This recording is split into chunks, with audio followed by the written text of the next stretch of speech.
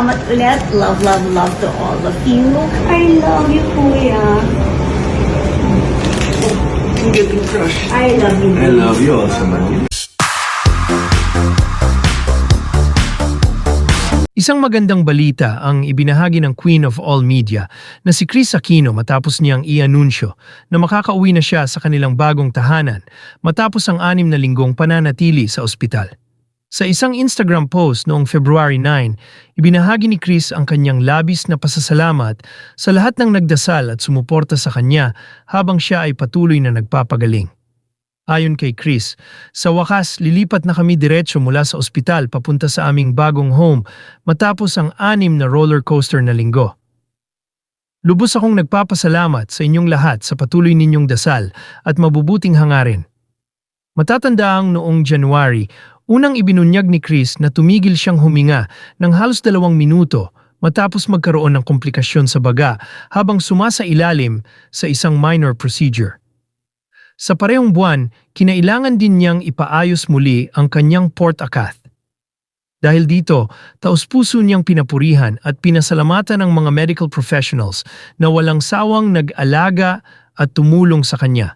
Mula sa mga nurses, radiology technicians, pain management team, cardiology at anesthesia teams, hanggang sa rheumatology at pathology departments. Kasabay ng kanyang health update, binalikan din ni Kris ang alaala ng kanyang yumaong kuya, dating Pangulong Benigno Noynoy Aquino III, na sana ay nagdiwang ng kanyang ika-66 na kaarawan noong February 8. Ibinahagi ni Kris ang isang personal at makabuluhang palitan ng mensahe nila noon sa panahong dumaranas ng matinding batikos sa social media ang kanyang kuya. Naalala niya ang payo ni Noynoy na hanggang ngayon ay nagsisilbing gabay sa kanyang buhay. Ang manahimik, magtiwala sa Diyos, at piliing maging payapa kaysa pumatol sa gulo.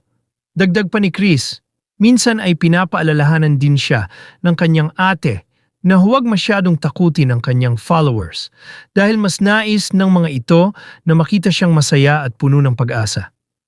Gayunpaman, tiniyak niya na darating ang tamang panahon upang ibahagi ng buo ang kanyang health journey, lalo na sa kanyang paparating na podcast. Ayon kay Kris, paghanda na ang Kris Podcast, dun ko tatalakayin ang aking health challenges, kasama ang paliwanag ng mga eksperto kung bakit ang bawat araw na ibinibigay ng Diyos ay parang hiram na oras. Hindi rin nakalimutang pasalamatan ni Kris ang kanyang dating nobyo na si Dr. Mike Padlan, na aniya ay naging mahalagang bahagi ng kanyang buhay sa pinakakritikal na sandali ng kanyang kalusugan. Ayon sa kanya, kung wala ang agarang tulong ni Dr. Mike, maaaring wala na siya ngayon.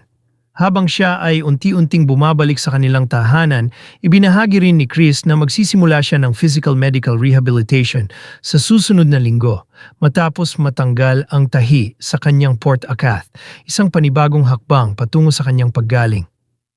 Masaya ring ibinahagi ni Kris na unti-unti na niyang nararamdaman ang pagbabalik ng kanyang dating sarili. Mas palabiro, mas totoo, at mas handang tumawa kahit sa sarili, bilang paghahanda sa muling pagbabalik niya sa publiko sa pamamagitan ng kanyang podcast.